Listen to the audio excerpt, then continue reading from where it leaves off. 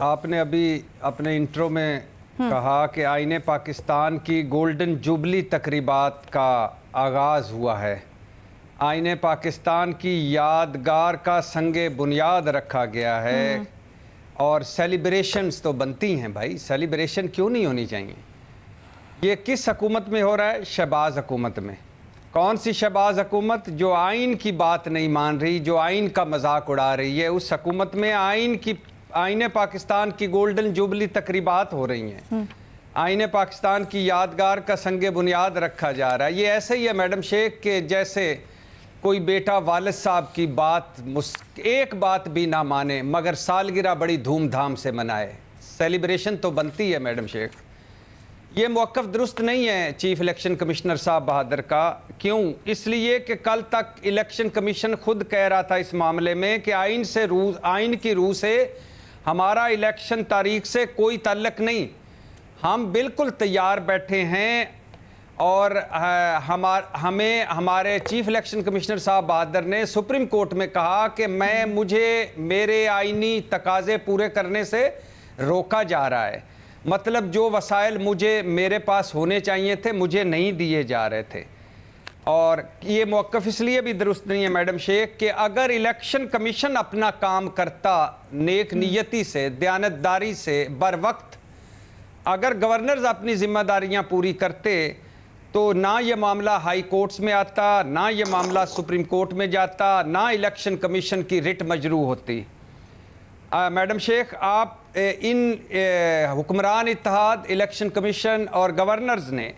پہلے معاملے کو سیاسی بحران میں بدلا، پھر آئینی بحران میں بدلا، اور جب آئینی بحران میں بدلا تو اس کے بعد معاملہ ہائی کورٹس میں آیا اور سپریم کورٹ میں آیا اور پھر عدالتی بحران شروع ہو گیا۔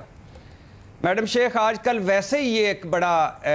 فیشن، ایک تو پارلیمنٹ کا مشترکہ اجلاس چلی جا رہا ہے، نہ مہنگائی پہ، نہ غربت پہ، نہ بے روزگاری پہ، نہ آٹے پہ، نہ زر مبادلہ پہ، نہ تباہ حال ملک پہ، نہ تباہ حال قوم پہ، لیکن چل ہی جا رہا ہے۔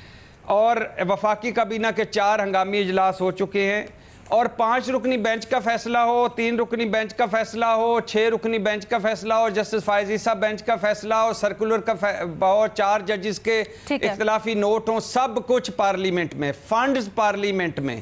اور پارلیمنٹ کے اچھا مزے کی بات، آخری بات میڈم شیخ، کہ قرارداد جو پارلیمنٹ نے ایک پاس کی تھی جس میں انہوں نے کہا تھا کہ سپریم کورٹ کا فیصلہ وزیر اعظم نہ مانے،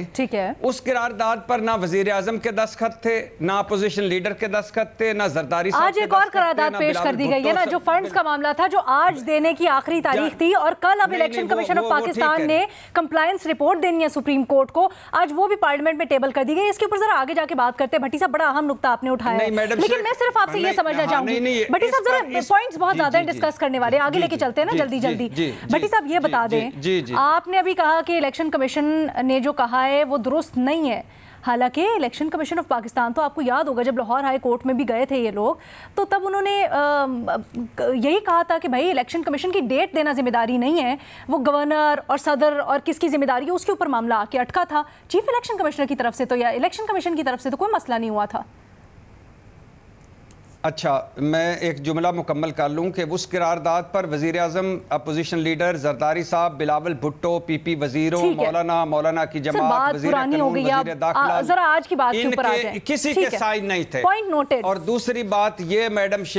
شیخ یہ بات، اگر ان کا آئینی روح سے ان کو اختیار نہیں تھا الیکشن ڈیٹ دینے کا، آئینی روح سے ان کا الیکشن کی